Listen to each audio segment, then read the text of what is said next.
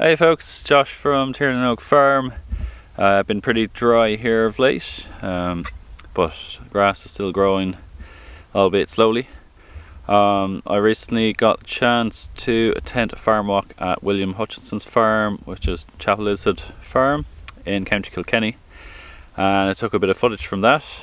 This one is a bit longer than normal, but is very interesting and shows a little bit about the farming system that happens there. Yeah, so I hope you enjoy. Cheers. Tillage and sheep. I suppose I've really had an interest in the sheep breeding end of things. I've been farming for the last 40 years, so I would have had been through a lot of different breeds, and we breed purebred Suffolks and Texels and Île-de-France, and have been selling shearling rams, grass-fed really. So we're lambing everything in March, no artificial breeding, it's all natural, so there's no AI, no ET. I decided to increase the sheep numbers around 2009 or 10. We went from about 500 Joes to 800 Joes.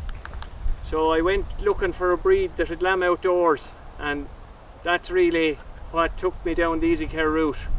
I looked at a number of different breeds, and I went to Anglesey I had read an article by John Shirley in the Farmer's Journal about Yolo Owen, who developed the EasyCare breed in Anglesey. And myself and a friend, Derek Deacon from Carlow, we went and we spent a few days in Anglesey having a look. So they were very honourable, decent people, and they said, look, we have an enzootic abortion problem, so I didn't buy any females, so I bought some rams and I've bred them up rather than buying a pure female. So I've bred them up, so most of them now are above 87.5% pure. So at much the same time I started as a malp flock with Sheep Ireland, so I have records of all the sheep in the flock pretty much going back to then, so they're all recorded. So at this stage now we have about 100 Texel ewes, 100 Suffolk ewes, maybe 25 Île-de-France ewes, and the balance, what I call would have been our commercial flock, we moved completely to EasyCare.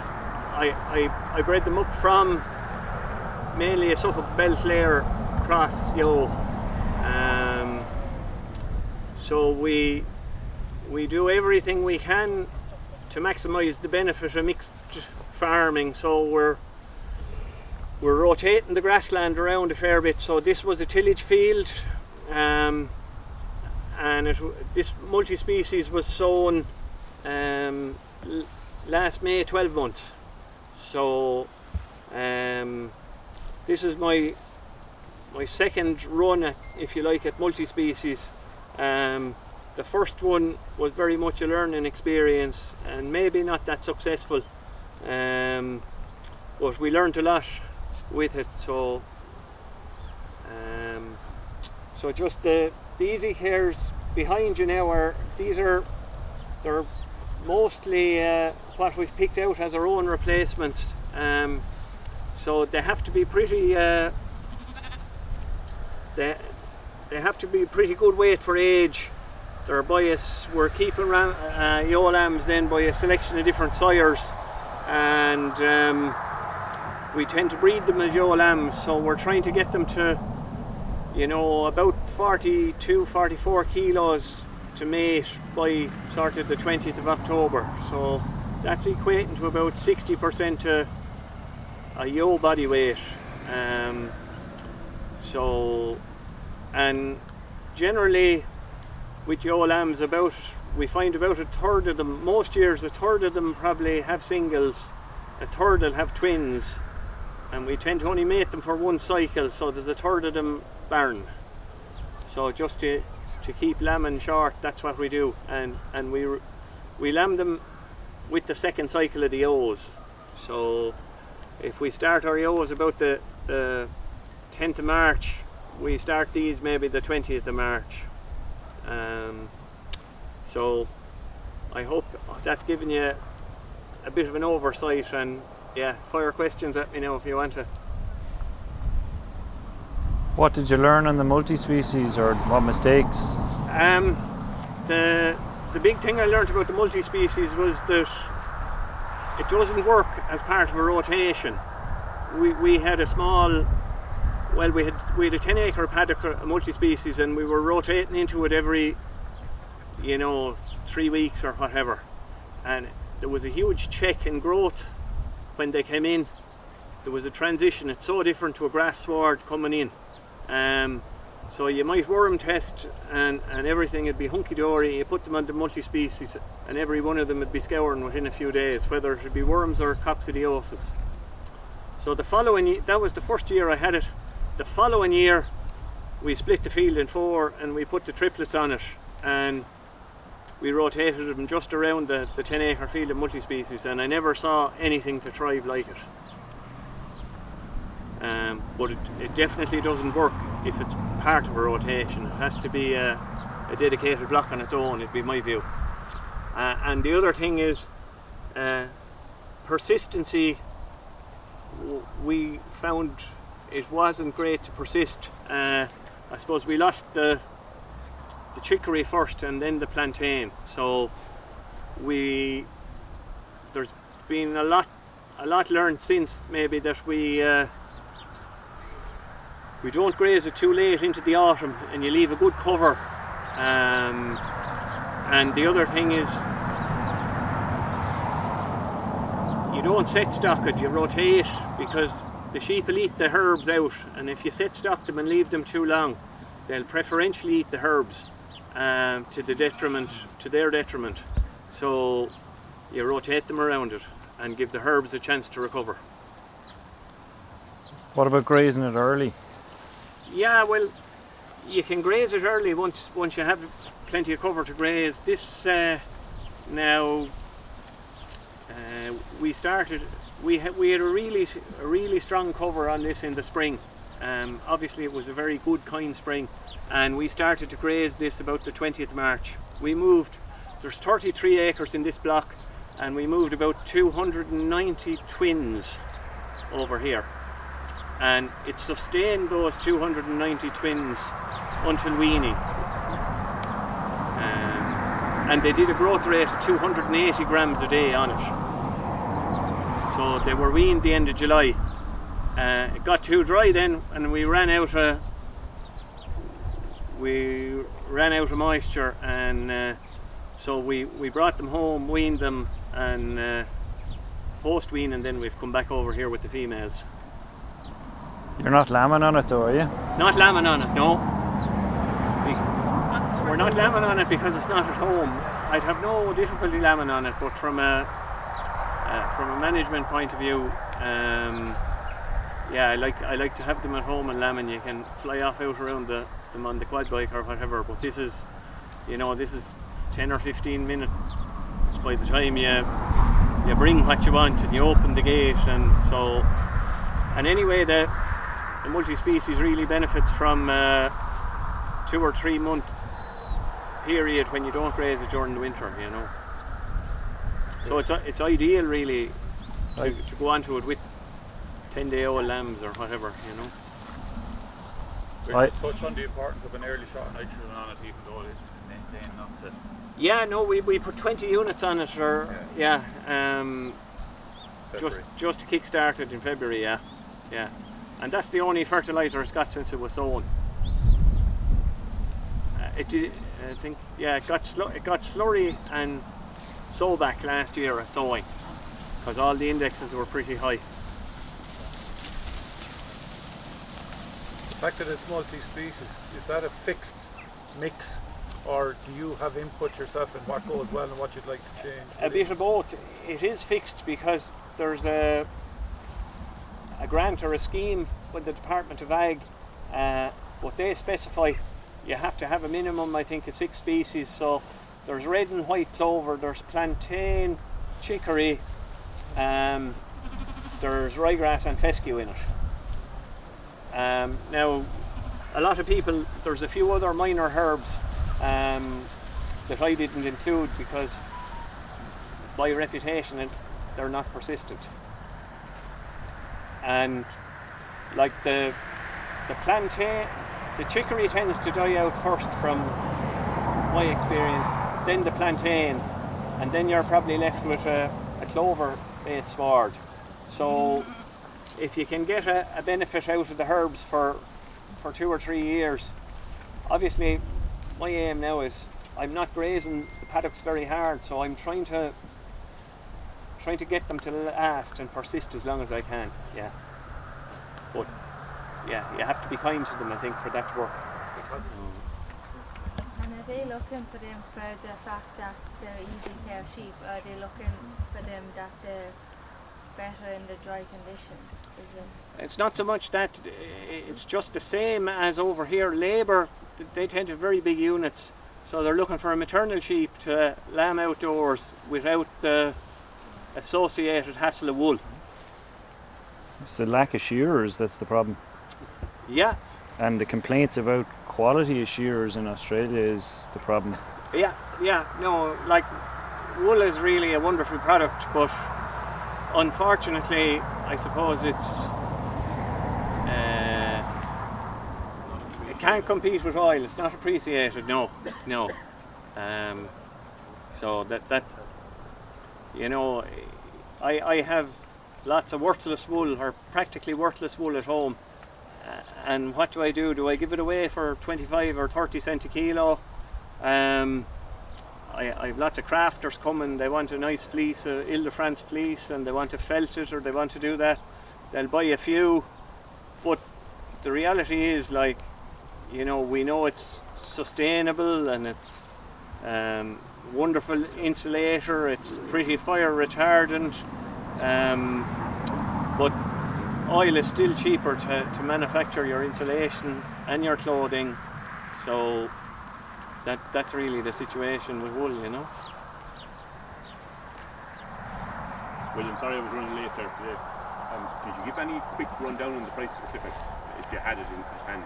Yeah, the price of the Clipex, I just looked, yeah, it's very difficult to price it, but about €7 a metre. Yeah. Okay, but you know, when you start adding gates and things like that, you know, you get you sort of €9 a metre. On a general run, like without too many gates, kind of. Yeah. Yeah. But like this is probably not that representative, because there's a couple of very big long runs. Do you know what I mean? Yeah, 400 metre. There's 2 400 metre runs. So, so yeah, just Richard's asking about the Clipex fencing. I suppose I would have moved away from timber when I couldn't get pre-suited posts, and this was only fenced last year, so there was a TAMS grant,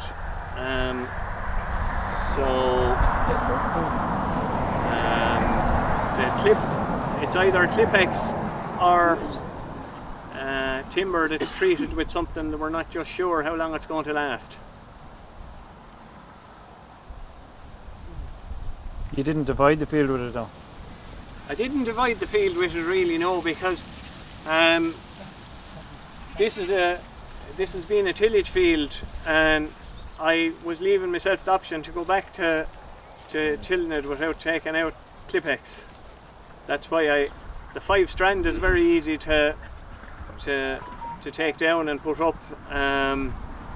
So that was the reason I did that. Every year it's a hybrid brassica. This particular variety is Red Start, and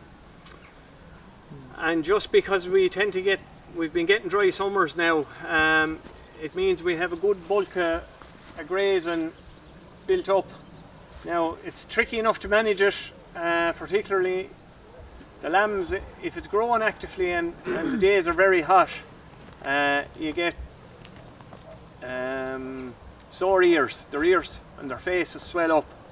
So we find we if you have cool, cloudy weather, there's no bother putting them in on it, but otherwise, you know, we're letting them in for a couple of hours a day for the first couple of days and gradually increasing it. I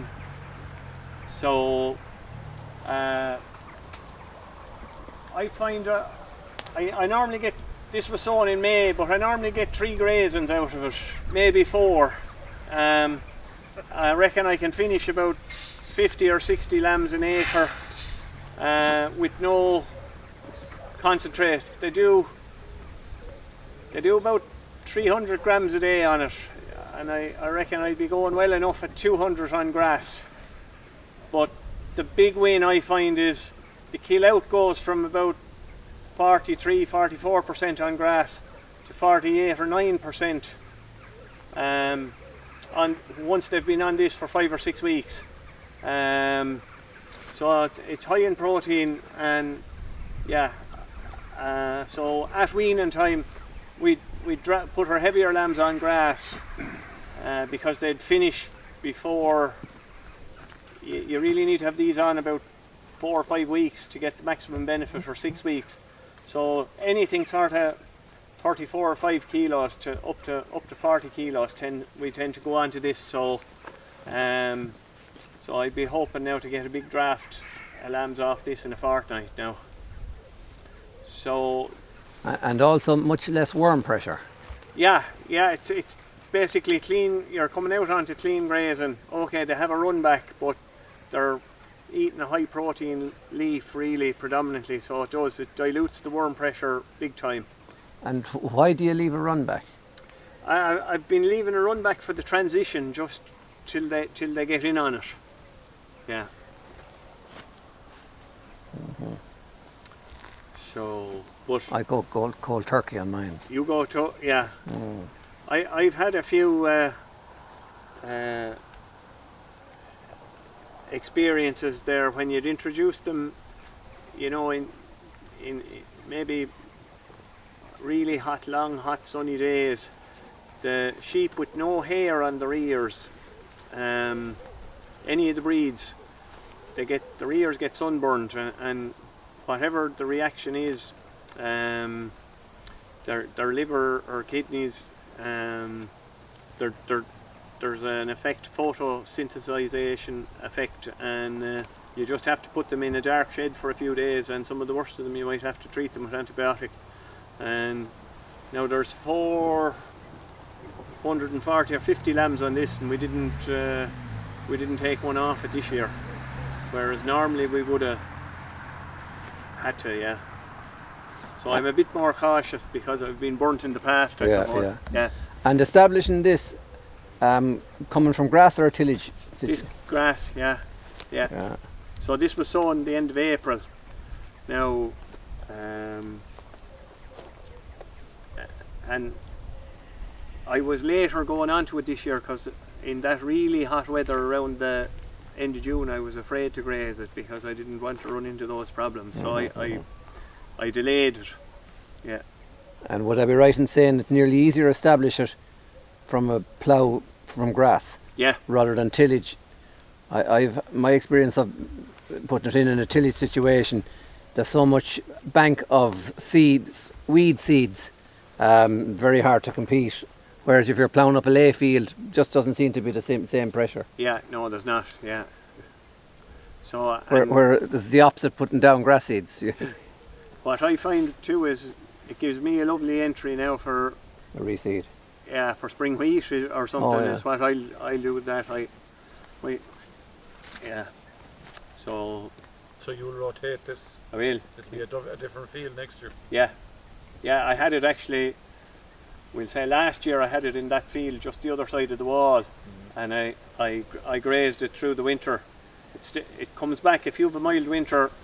Obviously we'll put plenty of fertiliser on it now before the 14th of September, and yeah, it stays growing very well, and that's one of the big benefits of it. Yeah, really high tons of dry matter per hectare, you know. Is that the second grazing or first grazing? This is the first this year now, and it would normally it would be the second grazing, Ned, you know. Yeah. We're afraid Slow of the heat. coming out of the ground though. Yeah, no, it was very slow establishing too. Yeah. But Seems to be going a bit better with a bit of boron in the fertiliser as well. yeah, no, we put beet fertiliser on all the brassicas just it does make a difference, yeah. Yeah. Do you have to graze it down to a certain stage or not too bare or? Not too bare, yeah. You tend to just this is about they came off this about a week ago. But like if this was wet weather, it'd all be, you know, there'd be it'd all be as leafy as that, you know, after a week. Now we also, there's a bit of plantain. Last year was the first year I put a bit of plantain in it because it's good to mop up residual nitrogen, and I found it grew well in the winter. So I got a bit of, you know, the plantain. I think we only put in 1 kilo per acre. That's all, yeah. But definitely it grows at lower temperatures than nearly anything else I have, yeah. Do you want the crop out contribute anything to the soil itself? Oh yeah, absolutely, yeah. So yeah. for your next crop there's a benefit Next just crop having been there's- in forward. Yeah, like normally I'd normally grow forage rape after winter barley as well, and that was, I always had a benchmark that it was worth half a ton or 3/4 of a ton to the following crop extra. You know, the biggest challenge sometimes after those is to keep the cereal crop standing, you know, because they're so fertile, yeah. Yeah. And particularly a lot of it is to do that you know, there's a big long taproot on this, so it breaks any pan and it goes down and searches for nutrients, but you have a very mellow fertile field the following year. Yeah, very easy to till, and so Win-win in every sense. win-win in every sense. But the big thing is not to be too greedy, because if there's a disease called clubroot that's fairly common in brassicas, and so I think it's only, in theory, it's meant to be 1 year and 5. Okay. But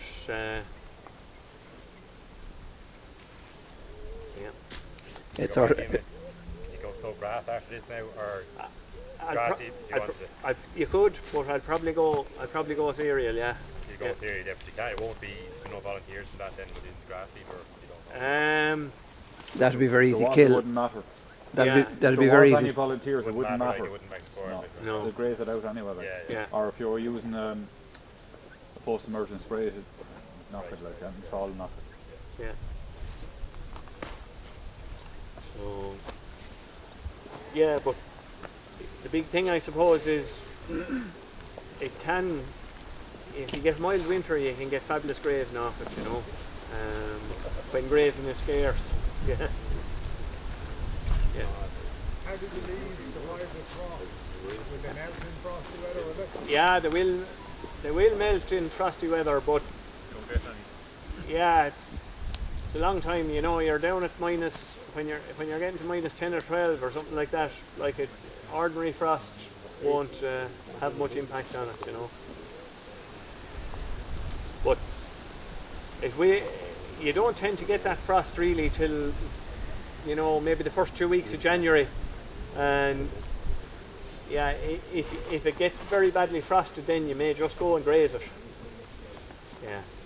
But one of the big issues is, if you come off this and go into the shed, you'll get twin lamb disease. You have to go to grass first, you know, with Joe's. That'll be my experience of it. And even out 4 or 5 weeks out from lambing, it's too big a transition. Yeah. And you obviously have to kill the lambs off it then as well, do you? You have to kill the lambs off it, yeah. Yeah. Yeah. Yeah, they just melt if they went back to grass. And you'd learn by your mistakes. Yeah, so yeah, just any questions on it, or When will they go back in there now, William? Another 2 weeks, is it? hopefully, yeah. Depends on the rain, Ned, yeah. You're on a four block system. Yeah, right? 4 block system, yeah. that's normally what we work, and it normally works well. But yeah, it's particularly, you know, we're having a particularly dry year. Like, we were lucky, I suppose, we got 40 or 50 mil of rain there in the middle of July, but other than that, yeah, we've been under pressure. Okay, we go. Alright, so I actually split the video into two parts, as there is a presentation from Nick Cotter on worming, drench resistance and various other bits and pieces. So I'll put that together shortly and upload it too. So I hope you enjoyed this video, and yeah, drop me a line and we'll talk soon. Cheers, bye.